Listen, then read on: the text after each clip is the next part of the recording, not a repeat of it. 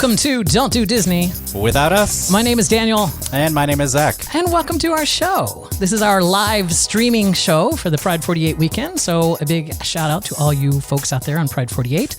Listening across any of the streaming places right now, YouTube, Facebook, Twitter, or on our Discord server, or even on TuneIn Radio. So a bunch of people listening, a bunch of people chatting with us. And if you want to join in, you can do so. pride48.com/chat. That will take you over to the chat room where all the action is. This is a little show where we like to talk about all things Disney, the parks, Disney Plus, the movies, the food, anything except the sports, basically. We don't really care about the sports, but that is what we do. Since we have a long show today and we didn't think, we don't normally go an hour and we have to fill an hour, we brought in reinforcements. We brought in one of the biggest names in Disney YouTubing out there. She just rolled her eyes at that, but it's true. It is Jen Lefforge. Hi, Jen. Hey guys. Oh my gosh, I'm so excited to be here. This is awesome. Yeah, Jen, if you don't know, Jen Lefforge has a YouTube channel. It's very, very cryptically named Jen Lefforge, where she talks about her Disney stuff. And she got so popular that you spun off another YouTube channel, Joyful Living, right? Yeah, exactly. So that's where all the lifestyle, home organization, travel organization, all of that can be found on my second channel. That's right. And you have a Disney podcast. Evidently, I do. Yes. I'm wondering, am I a media company now? I think I may have crossed over to becoming a media company, but yeah, with my friend Liam, who is a cast member at Animal Kingdom, and he asked me to do this last year and it's really taken off. So now I'm also a podcaster called Unlimited Time Magic with Jen and Liam. Yes. There you go. So you're the credentials, but specific to Pride 48, and one of the reasons that I asked you to be on here is that you are a parent of an LGBTQ member. I guess member. What do we say? Person. Yeah, I have a gay son. That's what I think we can just say it that way. Yeah, I get very excited talking about all things LGBTQ plus at any time that I can. I was very careful. I chatted with him. He gets a little oogie when I talk about him. So I'm always like, I promise I will only ever speak to my experience, right? You never want to, I don't know, kids don't like you to talk about them behind their back, which I get. But anyway, so yeah, it's fun stuff. Yeah, and I was thinking back over all the years that we've done Pride 48, we have had straight allies on the network, like just the show that just preceded us, Greetings from Nowhere. We have had trans podcasts before. We've had gays and lesbians, and I don't think we've ever had a parent of an LGBTQ person other than maybe in the audience at our Vegas shows or something. I don't think we've ever had a guest. I could be wrong on that, but I'm just going to, for the moment, I'm going to act like we're the first. And I will take the honor. Yeah. I will take the someone honor. in the chat room will correct me if I'm wrong, but whatever. So you have had a really cool kind of fascinating life. At least I think so. Because you've done so many different things. I casually mentioned the other day about us going to see a Johnny Swim concert, and you were like, "Oh my God, I've seen Johnny Quinn back when they started in Johnny Quinn." Yeah, Johnny Quinn. Back when they were on what was that called? Johnny Quest. Yeah. with his constant male companion Ray Spannon, which is another story entirely. But you were talking about that you saw them back when they were in the religious stuff, and that reminded me. Oh, that's right. You used to be a preacher or minister? I was a pastor at a mega church. I was actually the first woman ever ordained at Irving Bible Church in Irving, Texas. Great church. However, they went on, and I'll say this in one sentence. It's a very, very long, involved story, but they went on a long quest to determine the path of the church in regards to the LGBTQ plus community. And they landed on the accepting but not affirming side, which in church language means we're thrilled that you're here, but you cannot do certain things. And so I always tell people, because a lot of churches act like they're gay friendly, I said, call the church. You only have to ask them one question. Would you allow, if they had all the other credentials, a gay woman to be the pastor? And if the answer to that is no, then that is not an affirming church. And you can just move on at that point, because it's very tricky, because so many churches will say, we love everyone, we want everyone here, and on it goes. So at the time, Will had not come out yet, but I was very firm on where I knew I landed. And I was in the executive leadership of the church. It was 5,000 members at the time, very large church. And I just couldn't do it. So I walked away, and I loved my job. I loved our congregation. I had an amazing team that worked with me. And so you do what you do. I would add to that, if the answer to that is no, move on. I would say if the answer is anything but yes, because it could be like, well, how gay are they? Like, are they? are we talking, how butch are they? Are we talking like Katie Lang, gay woman? And it are does we talking, get, you could have a whole conversation. We could do a whole podcast show just about that, right? Because then you get into the whole, I was just listening to Glennon Doyle's podcast, and she had someone that came out of the Mormon church.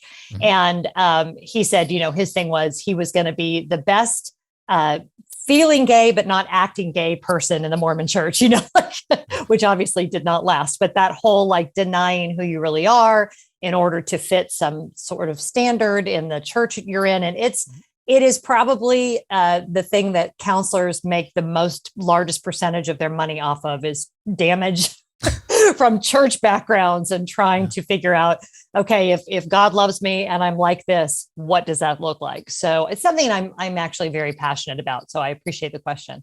One of our coworkers, former coworkers, he doesn't work here anymore, but he was a Mormon, and we for some reason when we were in Georgia, a lot of our coworkers were Mormon. And I had never really talked to Mormons before, and we became really good friends or whatever.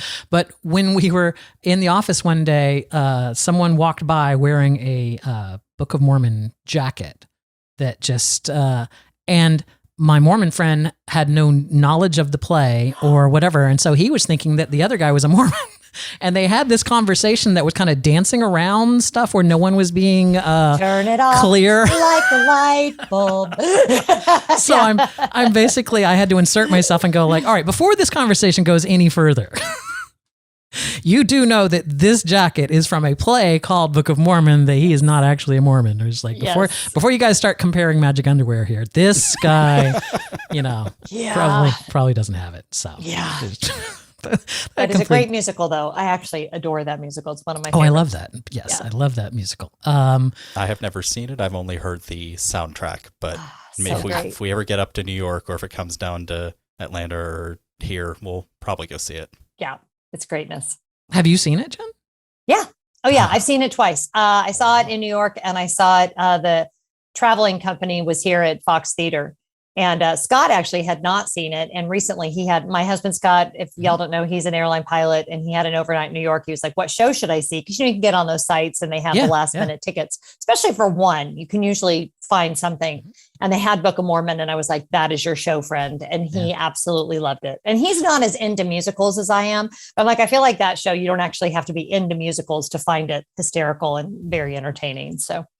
Yeah. Oh, I'm sorry. We have some theater nerds in the chat room there, making sure that you know that it's a cast recording, not a soundtrack. It's fine.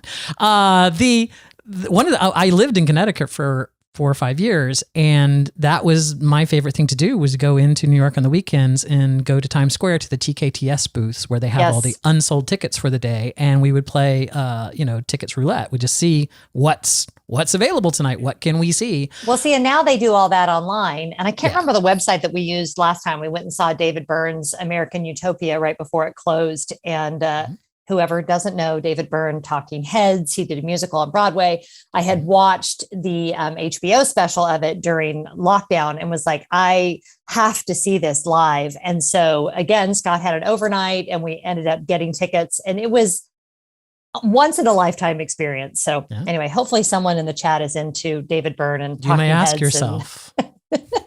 That's right. Why am I watching this musical? And talk about a bunch of people of a certain age on their feet, dancing, having the time of their lives. It just, the whole show was just life incarnate. It was beautiful. So. All right, we're going to talk about Disney here in a little bit, but I want to give the chat room a chance. If you guys have any questions about Disney that you want to know, anything, literally 3 massive Disney experts here. I say that with no hesitation here. We are Disney experts. There's nothing you're going to throw at us that we don't know. Except maybe why is there an orchestra pit in the Hall of Presidents? But that's I used to always tell people, it's like between Zach and I, we know everything. So just ask me a question, and whatever the question is, I'll go, oh, that's Zach's. Hey, did y'all? Did you know what happened to me once? Well, what happened was I was at camp and I won a humility button, and they took it away because I wore it. Okay, so to build up your Disney questions, we're going to keep interviewing Jen here I just wanted to give you guys a chance to do that. I see Greg in the chat room has David Byrne's American Utopia poster that he just posted in the chat room. Do you know we bought 0 merch, and I have kicked myself. My son, who we were just talking about, was very angry at me for not getting him a t-shirt, but that's what eBay is for. I was just last night I was mentioning I had a poster from the first run of Broken Hearts Club, which was a gay movie that I really liked, and it was signed by the director and several of the actors. So Dean Cain had signed it, and the director had signed it, who was also the author, the playwright, or what do you call that, screenwriter for the show. He was this unknown dude named Greg Berlanti, and I held on to that for years, and I eventually just got rid of it because no one's ever going to know who Greg Berlanti is. And of course now on CW, every single show is a Greg Berlanti show. So it's like, I should have kept it. I should have kept the thing.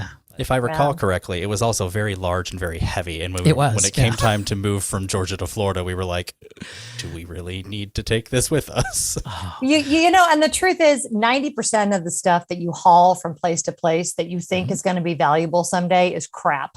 So, who's going to make, like, you made 9 decisions that were the right one, and the one time you throw the thing away. You can't. I'll tell you, though, circling this back to the Mormon thing, when we were moving from Georgia to Florida, we had hired movers to load the truck. So we paid for a moving truck for ourselves. Right. And because it was going to be too expensive for them to do everything. So we hired movers here to pack the truck, and then, in Georgia to pack the truck, and then movers in Florida to unpack. The day that we were supposed to move, the 3 movers that were supposed to show up, only 2 of them showed up, and they were late, and they started working, and then halfway through they're like, yeah, we're not feeling good, we're just going to leave. And they left. So I called my Mormon coworker, and I'm just like, we have to be in Florida tomorrow because there's movers showing up, and our movers literally just left us. And he's just like, no, don't say anything. I'll be over in a minute. And he like brought friends with him, and it was like they all pitched. It's like a barn raising or something. It's like no, I would say that. I would say that. Yeah, that's a good group of people if you need help with moving. That's the truth. Nothing else, but just if you want to move. We're gonna get an angry email from a Mormon listener and be like, "We're good for more than that." Yeah. But they're all into D&D for some reason. It's really weird. Anyway, yeah, but they can't talk about it. That's not. So you were a pastor at a large church and everything. Did you do the main service, or like when I grew up, we had different pastors, and one would do the evening service and the day service? Correct. So our team, I was over our Sunday experience, but I was more over all of the creatives. So we had a film part of our business that we did, part of our business. That's telling, isn't it? With the mega church, part of our church, part of our ministry that we did. And I was over all of like the sound guys and our venue that we would rent out for big names that would come in because it was a huge church. And so that was a whole nother part of things. And then our whole worship ministry, I oversaw all of that.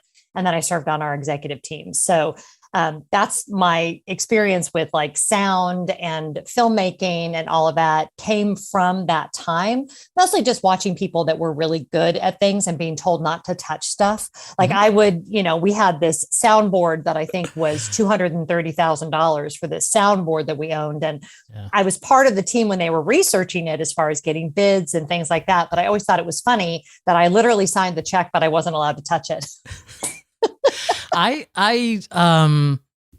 have kind of the opposite thing. When we do our live Pride 48 events in Vegas, and later when they were doing them in New Orleans, but any of the ones that I'm at, I have gotten lovingly called like the audio Nazi because I'm even if I'm not in the room, whoever's running the board, I will text them and go like, you need to turn mic 2 down. Or well, you know what happens though? It does ruin you for sitting in a production if things are not going well. We were sitting, bringing it back to Disney. We were sitting watching when the Little Mermaid, Voyage of the Little Mermaid was still open, and Ariel was off the song, like she was not with the track. But I knew it was because she couldn't hear, because I was watching her do all the things you do to let the sound booth know that you can't hear yourself. Right. And both as a performer and as someone who has done sound, I'm sitting there thinking, like, I'm feeling her not panic because she was a professional, right? But you know whose fault it is. But to anyone sitting in the audience, it looks like it's her fault. Yes. And as a performer, the way that sound works, if you can't hear yourself, it is almost impossible for you to know where you are in the music. Yep. So those are the kinds of moments though that you just like, and then I find myself like looking for the booth and trying to figure out what's going on. It's like, you don't need to help, Jen. This is not your show. Like they're good. Let them do what they need to do. If you try and walk back there, the audio cast member is going to be like, ma'am, I need you to return to your seat. Exactly. We'll get you a Mickey bar. Calm down. That's Zach's favorite show. It's closed now, but Voyage of the Little Mermaid, that was your favorite. No, it wasn't. His I think the exact quote was that I believe that the Ariel in Ariel's Undersea Adventure had more emotion than the live actress singing for Ariel. She was very, it might have been a bad day or whatever, but the one time we saw it, I felt so bad for the poor girl playing Ariel because she wasn't into it. Yeah. You mean Ariel, the friend of Ariel? The friend of Ariel? That's who you were. Oh, yeah. Well, no, in this case, it was Ariel. Yeah. That's right. They're only their friend if you refer to them by name. Otherwise, they are Ariel. Yeah. Now you know that their soundboard was crap. And so that's probably why she was in a bad mood, because she could never hear herself. Cut her a break, Zach. One of the things. The attraction's closed, so. One of the things that I don't afford the new soundboard. One of the things I don't think I ever realized until I saw a documentary on it was when you have a large Broadway musical or any musical where you have a bunch of people on stage with those mics that they basically put up in their head. Sometimes they have them on their chin. It's like they're hidden into their costume somewhere. Those mics have an exceptionally large gain on them, right? Because it's picking your voice up all the way from the top of your head. So in a musical number, if you are not singing, your mic has to be down or else you'll pick up ambient noise of someone who is singing. So the sound guy in the back is literally playing the soundboard, like pulling down and pushing up volume depending on where they're at in the song to make sure. And if you have two actors facing each other, right, he has to make sure that the mic is down at the one that they're facing so that it doesn't get picked up. And it's a very complicated system. Interesting segue there. I actually wore one of those mics at the American Idol experience at Disney's Hollywood Studios. Were you a contestant? I did it twice. Both times I made it to the finals. Both times my friends said that I got robbed because they made such a big deal of saying over and over again, remember to vote for the person that can actually get the golden ticket to go be on American Idol. I was too old. And so they basically told people not to vote for me because if I had they might as well have come out and said it. Right. But I will say that setup was because everyone in it had come from television production. And it was like the most impressive, like the first show was impressive. The finals was insane. It was like one of those amazing experiences. And I'm chatting with all the sound guys, because that's who I am. I like to hear people's stories. Yeah, I used to work for ABC. Yeah, I used to work on Broadway. Yeah, I used to work for, all of these huge names. And now they worked for Disney doing that show. And it was an amazing experience. And the second time I did it, it was so fun because I wasn't planning on doing it, but I recognized the girl that had originally auditioned me. And you know how they used to stand there with their little audition sheet, come audition, sign up. I think her name was Heather. So I went over to say hi and she said, are you here today? And I'm like, well, I'm here right now. We have plans later. She was like, no, I'm a hologram. She's like, we are getting terrible auditions. Would you please, please, please come and do the show today? And I just remember thinking, oh, okay. All right, now I got to know, what was the song that you sang? So Old Time Rock and Roll, and they had never had girls sing it, from Risky Business. It's and a, it's I a did Bob it twice. Bob Seger song. The Bob right? Seger Yeah. song. I sang it in the Bob Seger key. I'm a good belter, and it's such a fun song. It was so easy, and I just did the same song the second time. What's weird is they give you their arrangements, which you do have to practice because it's not always exactly what you're used to singing to on the radio. But yeah, it was really fun. So there you go. Wow. I remember that I never went to the show. I remember the show being it, and a little bit of Pride 48 trivia. One of the Pride 48 podcasts, QCast CT, Michael from that podcast was one of he played the Simon Judge sometimes. Oh, nice. He was a cast member cool. that played the Simon Judge. And they were so fun. Yeah. Like they were always the three that I had. They had like a British woman, and then they had a Simon Judge, and then they had another guy. Yeah. And I was sad when it left because every time we would go, I'd be like, I wonder if I should do it today. And my kids would be like, it takes all day. I'm like, mommy needs to perform, boys. Now you have 3 boys, right? I do. And my oldest is 25, and he just finished up a graduate certificate in economic development. Mm-hmm. And so he's looking for a job. If anyone's looking for an economic development major. Mm-hmm. And then our twins, Will is at UGA, and he is an English major. He just got back from a semester at Oxford in England. Mm-hmm. And are you a UGA graduate, Zach? No, but I majored in creative writing in undergrad and media studies in grad school. So those are 2 subjects that are very dear to my heart. Yeah, and he's actually graduating with a double major, and his other major is women's studies. Oh. So you can imagine he is quite the commodity in the community there at UGA to do great writing about the gay community, about feminism, there's a lot of intersectionality for him. So that's awesome. And then my other son is actually a manager at a retail shop here in Atlanta, and he just got his first house rental today. I just went and looked at it. So they're all good. They're all like proceeding down the path as you do. And it's really amazing to watch these people that we brought into the world, find their vision for their own life. It's really exciting. Yeah, I don't have that. I have nephews though. I get to live vicariously. But you know what? It's all communal, and I think we all have people that we've invested in, as I'm sure you do, that you get to watch kind of figure out who they really are, and it's exciting. Yeah, it is. So that's interesting. So your gay son is one of the twins, then? Yes. So and the other one is not gay. So that's like I feel like back when we were having this stupid argument over whether it's whether nature you're born that way, nurture, whatever. Yes. It was like they would always point to the twin studies. Yeah, every gay twin I've known has been a split twin. Like one of them's gay and one of them's straight. So it's like anecdotally, I've never actually seen 2 gay twins. So it's as we know, it's a very tricky topic to get into, because if you come up with a causality, then you start to come up with someone who might want to fix the causality, right. Yep. Which is not what we're at all interested in even discussing. Mm-hmm. However, having said that, I do 100% believe, as does Lady Gaga, that he was born that way. Yeah. So there's some genetic, I do think there's some genetic things, but I don't even like to talk about it, because then somebody's going to take it and make it evil. Yeah. Because that's what we always do, right? Well, yeah, we'll beat a horse. Find a horse, we'll beat it. Yeah.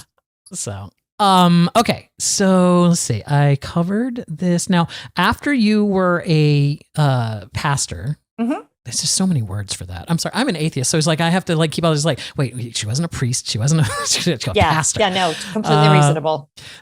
After you did that, you were in business for a while? So I've had a 25-year career. So I worked in hospital systems and administration before I was a pastor. Took a break, had my kids, became a pastor, did that for 10 years. And then I went to work for the Container Store, and I was an operations manager for them. So came out here to Atlanta to actually open a store, and Scott transferred over here to with his airline. And so I did that for probably wasn't years. Hard for Delta in Atlanta. Right? Yeah, exactly. I try not to say who he flies for, but it's kind of obvious. Don't be sorry. It's like so obvious, mm-hmm. but I just meant it rhymes with smelta. Yeah, exactly. We had been looking for a path to get to Atlanta, and so that all worked beautifully. I loved working for the Container Store. I loved being an operations manager. A lot of the same skill set because basically when you're a pastor at a mega church, you're running a large business. That's just the reality of the situation. So, but it was just a lot of work. And I have an autoimmune disease. Our kids were in high school. They were going through a lot, and I needed some more margin. So I took a year off to kind of figure out what I wanted to do with my life. And a friend said, you need to document this. You would be great on YouTube. What's the worst thing that can happen, which is, famous last words. And so I started it truly just to see what would happen. By the way, if anyone's out there listening and they think they want to start a YouTube channel, my advice would be, if you think you might make it your full-time career, maybe don't use like your actual legal name. Because once that ship has sailed, it's like, well, that's just what it is now. So so started the YouTube channel, and about a year in, I was like, you know what? Scott and I sat down and talked about it. We're not I not only need to work financially, but I really love to work. My career has always been very important to me, the whole time that my kids were growing up and all of that. And I said, I really think I can make this work. And he said, how long do you think before it would be profitable? I said, I feel like if I can give it 2 full years, so give it an additional 12 months. So we had some money set aside, decided to go for it. And almost exactly at the end of 2 years, I had almost completely replaced my income that I was making from the Container Store. So nice. I was able to really continue to build on that. And that's where I am now. And I love it because I've got the flexibility that I want and all of that. Sadly, you bought a container from the store to put your money in, and it cost all that money. So I have a very important question about your time at the Container Store. Did you ever see the show Clean House? Yes. Did it turn you into a Trish Sher with containers everywhere and the organization queen? Well, the 40% discount does not it aids in that problem. But I will say this, the lessons that I learned there, because I actually designed Alpha Closets when I first went to work for them. And so all of those lessons that I learned now on my second channel, because I talk about that so much, that's where all that comes from. So because the 2 things I'm most passionate about in my life are like Disney and travel. Well, aside from my family, obviously, but like Disney and travel, and then organization. So it allows me to kind of, do both sides of my nerddom in one big package. But I feel like when you started the YouTube channel, you already had a blog, right? I did. I had a blog for years. And I did a lot of Run Disney content, which is where I got a lot of my initial subscribers to the YouTube channel, was all around Run Disney. I talked about a lot of different stuff. The blog was never really profitable. I ran ads on it for a while, but I never liked keeping up with that. It was always just a side thing that I did. So yeah, my blog started in, I want to say 2012, maybe even earlier than that.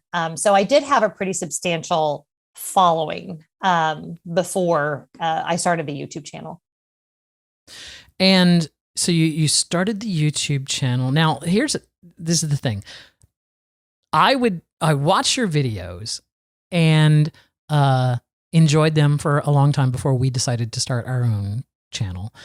And after I started our channel and started doing videos, I marveled at how you did your videos, because I would watch them and I'm like, she's got a picture of, the suitcase rolling at the airport, getting onto the plane. I wouldn't have thought of that. It's like, I would not have thought of taking that photo and, of that video clip.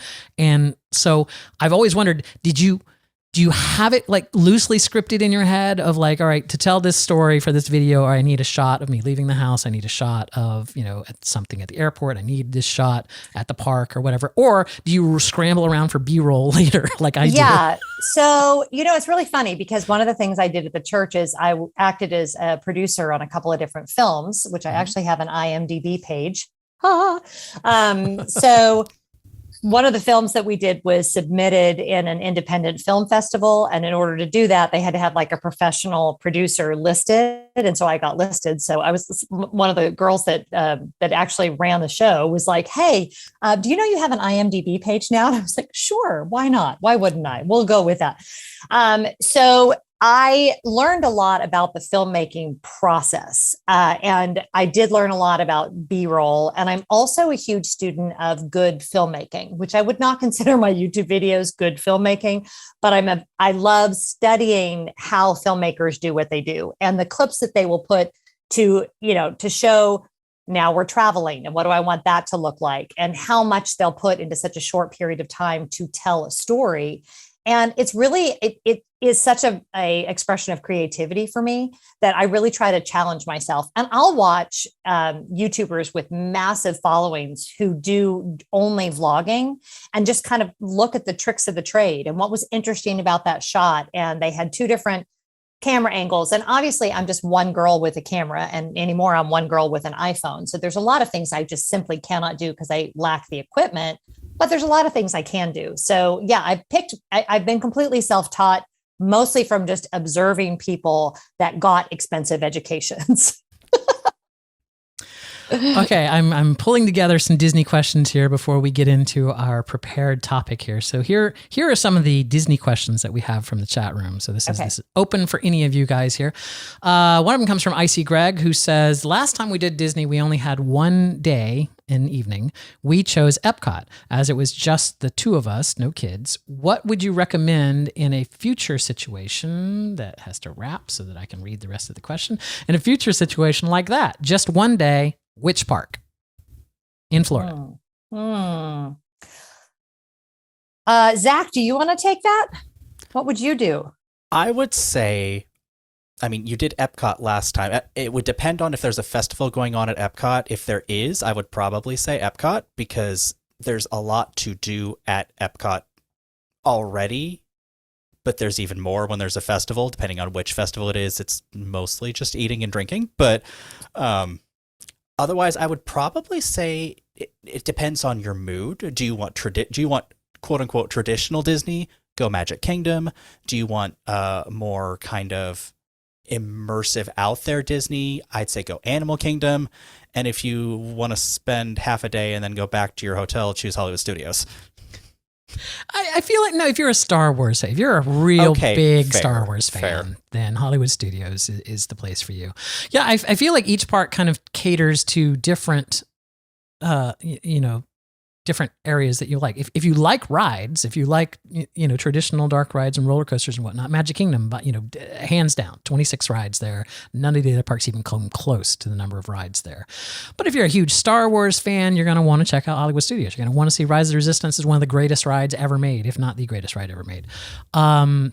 Seeing the full-size Millennium Falcon there is a huge moment for Star Wars fans to be able to stand there and to see that.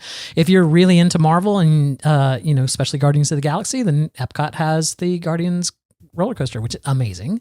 And if you love animals and just kind of like a more chill kind of an environment, Animal Kingdom, I could ride that safari every single day for the rest of my life and not see the same thing twice. It's, it is one. So it really kind of just comes down to which one you're going to want to do. If it's in the summer, don't do Epcot. There's no shade there. Yeah. And I mean, I'm almost like, if you've only got one day and it's adults, I almost am not going in a park at all. Yeah, true. Go to a hotel. Yeah, exactly. I mean, I'm almost thinking, give me a great like monorail dining pub crawl situation. Go to the Enchanted Rose and get your appetizer and cocktail, and then maybe you have a reservation at, if you're super lively, maybe you're going to Ohana. Maybe if not, you're going to California Grill, something like that. And just, and now even if the weather's nice, because you can walk so much, you can walk from the Polynesian all the way over to the Magic Kingdom, maybe watch fireworks from the beach at the Polynesian. Like, to me, for adults only, if you're not really into rides, I think you get as much, if not more, of like the Disney feeling without a lot of, screaming kids and angry fathers and all of the other things. And it's free. I mean, with the price of parking, if you're not staying on property, you can pay to park at the TTC and go enjoy an absolutely fabulous. I mean, if you really want to get excited about it, if the weather's great, take the boat over to Fort Wilderness, go visit the horses. Like there's so many things that you can do. So, I wanted to ask you guys too, because you found out the hard way that walkway is closed now, right? Yes. You can't walk from Fort Wilderness to building reflections, and then now they're not building reflections, but they're still building something back there, so they still have it blocked off, even though we don't know what they're building. But you can still take a boat or a bus. It's fine. Still though, that's annoying. All right, our next question is, who is the gayest Disney villain? We were just talking about this. Zurg. Oh, Emperor Zurg. Yeah, for sure, Zurg. For sure. Just bordering on gay icon status, I think. I mean, I'm not gay, so I should not answer that question because that's not fair. But as an outsider looking in, I'm going Zurg. Final answer. Okay. I feel like I need to go back and watch the Toy Story movies and see if I can see the tendencies and whatnot that would be there. I guarantee there will be a layer added to your Buzz Lightyear experience at that point, and the whole thing will change. The ride will change for you. You're going to be riding the ride and be like, damn, Jen Lefforge was right. He's totally gay. I feel I'm torn between Gaston and Scar, because Scar definitely has some old queen energy that, it's just like, oh, did I upset you? Oh, so sorry. It's just like very catty queen kind of thing. Catty queen. And Gaston has that, that club twink, really into himself, kind of, I'm too pretty for all of you, kind of a thing. Yeah. So. I don't know. It's just, that's always been Zurg for me. That's no question. Zach, what's your answer? The gayest Disney villain? Jafar. Oh yeah. Because you want to see how snake-like he can be. Yeah. He's just very obviously out there. He's very performative. Yes. Okay. Another question here comes in from Gary in Portland. Can you still park at Downtown Disney? Well, it's no longer downtown. Yep. Yes. Can you still park at Disney Springs for free and ride the shuttle bus to the parks after 4:00? Yes. They don't run the buses directly to the parks until after 4:00. However, you can park at Disney Springs, take a bus to like the Contemporary Hotel and walk to the Kingdom, or take a bus to an Epcot resort and walk to Epcot or stuff. So there are ways around it. Just don't try and do that during the Christmas season. Stay away from Disney in the Christmas season. I was going to say, and anymore, the buses are so flippin' slow that I think there are probably 90 other ways to do that are more efficient than the Disney buses. I don't even get me started on that. That's Okay. Final question before we get to our topics. Let me see where we're going to, that's about time, right? Also, what was some? I just read a thing that I wanted to see there. Oh, I was going to say, parking wise, what we usually do is we make a lunch reservation at one of the hotels near where we're going to go, and then just park at the hotel near and have. Especially if it's Magic Kingdom, because the TTC is the worst thing ever invented on property. All right, so this is a very tricky question here. So maybe we should have some Jeopardy music here so you can consider this. But the question is, what is the greatest Disney ride? Now, the person that asked this question has very strong feelings about what they believe is the greatest ride. I will withhold saying what they said until after you tell me what is the greatest Disney ride. Greatest existing Disney ride or greatest Disney ride that has ever existed? You know what? I will allow extinct rides. I will allow it. Okay, so I am going to go with something brand new, having just ridden it, but I think I'm going to stand with this answer. And I used to say Peter Pan all the time. Peter Pan has so many problems in terms of Native Americans but it's my nostalgic favorite because I remember it as a kid, and memories are, they don't understand things. So we go with that, but I'm going to go with Cosmic Rewind. I think in terms of theming, immersion, The ride experience itself, I did not expect to say that until I went on it. And I literally got off saying, I think that might be the greatest ride they've ever done. Now, at the end of the ride, did you appreciate the mirror? I didn't know there was a mirror at the end of the ride. So story-wise for the ride, you are visiting the Xandar Pavilion. Something goes horribly awry, and you have to help the Guardians save the universe. So when you get off the ride, story-wise, you're backstage of the Xandar Pavilion. You're in a cast. Fantastic. You're in a cast member area. So any cast member area that has a door going to stage has a mirror next to it that says, "Make sure you're show ready." That mirror has it written in Xandarian, "Make sure you're show ready." Oh my gosh. That's crazy. I think I was so overwhelmed when I got off the ride that I didn't even, I don't even know that I was paying attention at that point because my mind was just completely blown. So, so that's my answer. All right. That's your answer. Zach, what's the greatest Disney attraction? Jungle Cruise. The Jungle Cruise. I am going to say a lot of it is just nostalgia, but Horizons. I loved Horizons. It was a great ride. What are you looking at me? What? I don't know that I've ever heard you express that. Horizons. I could quote you the entire. Like if we had the time, I could probably recite for you the entire Horizons script. Love that ride. That was amazing. But yeah, there's a lot of great rides out there. Okay, so what I asked all of us to do before we came here today was to scribble down the top 5 things that we like to do in the Disney parks. And this comes from the whole tired conversation of like, adults shouldn't go to Disney. It's a kid's place and any Disney adult is just crazy. And like, what is there even to do there? Are you going to ride a merry-go-round? Whatever it's like. So 5 things that we love to do at Disney. So this is going to be 15 things total here. And so Jen, since you're our guest, what is your first thing that you love to do at Disney? So I broke mine down into who I like to do it with too. Okay. So the first one is with myself. And I put sitting on benches around the hub at Disneyland. Okay. I am going to just add on to that because I wrote down lovely scenery and mood elevation. It doesn't have to be at Disneyland.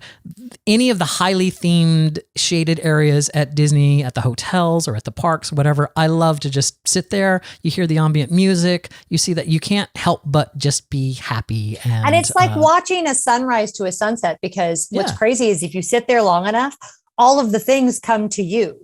Like the different, like all of a sudden there's a parade and all of a sudden there's a band and all of a sudden there's a character and like hours of programming that just like is brought to where you're sitting. And I did that at Disneyland last year and my mind was blown because I was like, I could just sit here all day and take all of this in. It was absolutely lovely.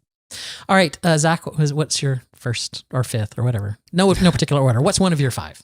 Funnily enough, just sitting in places that, aren't necessarily the parks, the top of the Grand Destino Tower or the restaurant out in the middle of the lake at Coronado Springs or anywhere really that's just quiet and just taking it all in. Like you can get a Disney experience on Disney property without being in a park. Totally. Okay. What is your next one, Jen?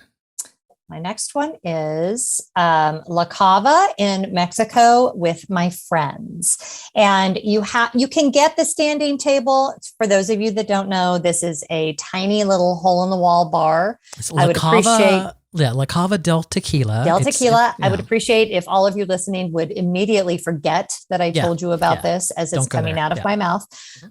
There are you guys? 7 tables in the entire place, maybe? Yeah, it's a very small cave. As we were just there, it has a total occupancy per the sign on the wall of 53. There you go. Okay. And that includes standing people. Yes. Yeah. Most people, to be fair, don't go in there to drink. They get it from the regular bar and they take it to go. Right. But it is an amazing experience. They serve no food other than guacamole and salsa. So you have to get that. And I have just had, honestly, some of the best conversations of my life with my friends in that space. And so it's very important to me and I absolutely love it. Part of the theming in there is it makes it very cave-like. So the air conditioning vents actually come out from underneath the benches in the back. So if you're sitting on that back table of benches, you'll get air conditioning blown right on your legs. There you go. As it kicks on. So it's very a little nice. tushy cool for you. Also, highly recommend the avocado margarita. Yeah, I'm blood orange all day long. Blood I'm orange. team blood orange. What about you, Zach? Do you have a favorite? I love the black magic that they have now that Neil Patrick Harris designed, although Yes. I always get that every time we go to any of the Mexico restaurants or bars. So I got the mule during our last trip, which was actually very good. And funnily enough, both times recently that we've been to Epcot, we have managed to get in and get a table at La Cava. Yeah. We've I think too, a lot of people at the right time. Most normal people, Normal. Yeah, much most normal people, Yeah. don't want to sit for hours in a place like that if they're not having a meal. And so if you don't understand the magic of it, then, And most non-pass holders or non-DVC folks, people that don't have annual passes, there is an investment in that day, right? They have paid, $129 or $150 to be there that day, and so sitting and waiting, now they're wasting money, right? Just like, Exactly. I can't slow down. I gotta go make it to Frozen Ever After or whatever. Blah blah blah. In that case, time is literally money. So it is totally. Agree. Well, I think it's a sunk cost fallacy to me. It's like, I think it's perfectly enjoyable to sit there with, we took an Alaskan cruise with our friend Adam, right? It's like, but some of our most enjoyable times on that cruise were just sitting with Adam, eating and chatting and, having fun. It didn't matter what was going on the ship. Right. All right. So, Zach, what is your next one? Oh. You didn't write it down. No, You're trying to pull them up from memory. No, I'm trying to put them in order in my head. Oh, no order. No order. Honestly, riding my favorite ride, which is the Jungle Cruise, and just seeing the reactions on people's faces to the jokes, because I feel like the way people handle the Jungle Cruise kind of tells you a lot about them. How can someone, especially when you have a cast member that is typically doing everything they can to entertain you, the people that will just stare at them, I'm so confused. Like, I don't understand. And not that I want to give them sympathy laughs, but there's a certain amount of enjoyment to be had just in the enthusiasm of the cast member doing it, even if the joke falls completely flat. So people that don't participate in the experiance, that's not okay. They should be thrown overboard. One of my favorite 2-foot deep water. That's right. Walk. One of my favorite things about Jungle Cruise was on our Keys of the Kingdom tour. Your guide takes over the part of the skipper, right? So your Keys of the Kingdom guide, as you're riding the Jungle Cruise, will tell you things about the Jungle Cruise instead of doing the normal spiel. But the skipper is still on the boat, and our skipper was still steering the boat as the cast members explaining that the boats steer themselves and there's no reason for them to. He's like, he was just all into it. He was making sure that he was steering in every corner. Yep. It's like, there you go. Commit That's to right. it. Yeah. That's right. All right, my second one are just snacks and drinks. I could get a Mickey bar at Publix. I could get, I could make an avocado margarita. I could make a Nebula, which is an amazing drink at Space 220. I could do all those things here. But there's just something about being in the park, smelling the smells, and getting the strawberry Dole Whip and vanilla mix or whatever on your cone at the little Sunshine Terrace there, are just something about the snacks taste better at Disney, right? It's just it's a more pleasant thing. I never eat pretzels anywhere other than Disney. It's like, I could, but I don't, because it's just something about those snacks at Disney. And the same with the drinks. Like, we rarely go out to bars except at Disney. So it's like, no, that's what I was telling you the other day when people are like, hey, I'm coming to Atlanta. Where do we want to, go for a drink or eat? And I'm like, I have no idea. I'm like, there's a Chili's by my house. So that's snacks and drinks. That's my second one. I love there. that. All right, Yep, so what's your next one, Jen? My next one is food related. Sitting at Hollywood Brown Derby with anyone and eating the grapefruit cake. So this is the outside at Hollywood Derby? No, inside. Oh, inside. I am really into the inside of both Carthay Circle and the Hollywood Brown Derby. As a kid, I was completely entranced by old Hollywood. And so both of those locations, I actually have some friends that are Club 33 members, which of course I can't tell you who they are because then I'd have to kill you and it's not that kind of podcast. But the Club 33 that is above Hollywood Brown Derby is also all old Hollywood themed. And so anyway, that whole ambiance and something about just sitting there having like coffee and a grapefruit cake after a really good meal is just it's one of those things that every time I do it, I think I can't believe how lucky I am that I'm sitting here doing this. Yeah. So we like the patio outside where you can just walk up and get your drink. I just feel like it's always hot. Like the patio is got to be the right time of year for that for me. Which is it's not right now. Most wonderful time. Yeah, December is a good time for that usually. All right, Zach, what's your third one? Food and drink related. Finding things that I never would have tried before I had the opportunity to try it at some of the Disney restaurants.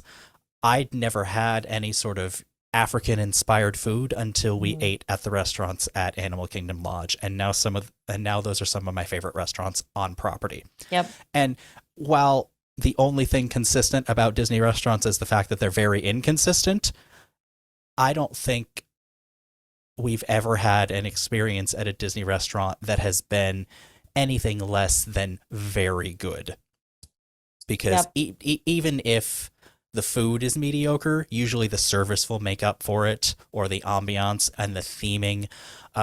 Skipper Canteen at Magic Kingdom doesn't have great food, but I could spend hours in there if I had the restaurant to myself, just poking around and seeing all the SEA memorabilia and little things that the Imagineers hid because they took the time to make it well themed. Mm-hmm. I don't think the food at Skipper Canteen is bad. Oh, I didn't say it was bad. You said it wasn't good. I heard they just took the Perkins Thai noodles off the menu. One of my viewers reached out and she's like heartbroken. And I said, well, I mean, ask them. It's not like they forgot how to make it. Sometimes they can still, bring something back for you. But AJ Disney Food Blog always says if it was on the menu, they probably still have it. And all you have to do is ask. The worst they can say is no. Say is no. Exactly. The one cast member that used to bring them to work every day stopped bringing them. So they, because that's how it works. It's just like, there's just Bob. His grandmother would make it and bring it in. And sadly, no. Can't do it again. Who are we at? So that was your third? Zach? Yeah. What was did you do your third? I don't think I've done my third. All right. So my evening third, again, in no particular order, are the evening spectaculars. I am a very sensitive person when it comes to emotional things. Like I will cry at a television commercial. I will cry at a TV show and a movie. Any kind of swelling of music and emotional thing just makes me cry. Not sad cry. I just get very overwhelmed. All of the nighttime spectaculars. If that little girl starts starlight, star bright, I'm crying. I love all of the spectaculars that they have. I loved Epcot Forever, which everyone panned. I love Harmonious. I love Enchantment. I loved all the ones that came before them.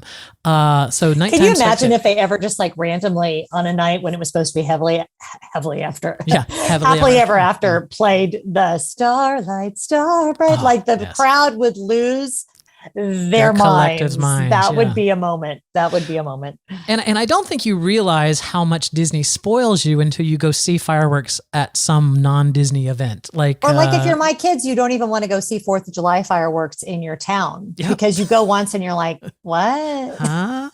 Have to have this a radio? Isn't Disney fireworks. I'm listening on the radio? That doesn't make any sense. Evening spectaculars. That's my number 3. I love them. I will say we have before just gone over to the parks on more than one occasion just to watch fireworks and have food. I think that's the way to go, honestly, because you don't appreciate it. If it's at the end of a really long park day, I feel like you don't really...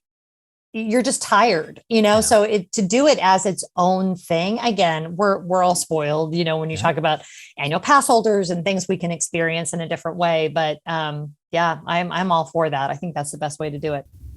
All right. 2 more items each. Jen, what do you got? Haunted Mansion. And really, this is very dependent on who I'm with. My sons all loved Haunted Mansion growing up. And because the ride vehicles are such, when they were little, I could ride with 2 of my kids and my husband would be with the other one. You know, when you have 3, that whole ride vehicle situation is drama every time you get on a ride. But one of my sons in particular, my oldest, is very into all of the nerdy details of Haunted Mansion and all of the magicians whose tricks were not stolen, but are paid tribute to Escher's Keep and all of these things, or whatever that the stairway is. And all of these tricks of these famous magicians. And so when he was younger, we would go through and he would point out to me every detail, what the magician was, where it came from, which Imagineer loved that magician. And so that was, I mean, it was just like this lovely docent guided trip down the Haunted Mansion. So that was, as we were starting, I told you I had a story about something that I thought was a fever dream.